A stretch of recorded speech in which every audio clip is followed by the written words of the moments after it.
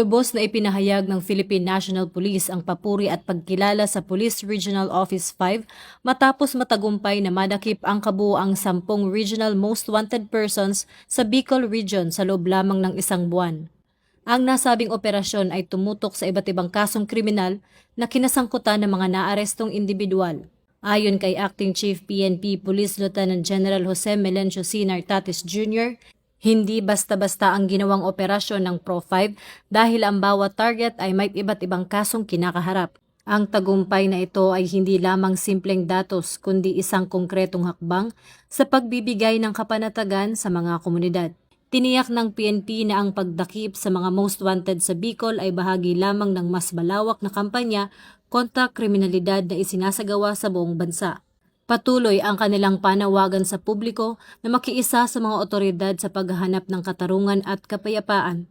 Ang ganitong tagumpay ay patunay na sa pamamagitan ng pagkakaisa ng pulisya at mamamayan, may pagpapatuloy ang adhikain ng isang ligtas at mapayapang Pilipinas.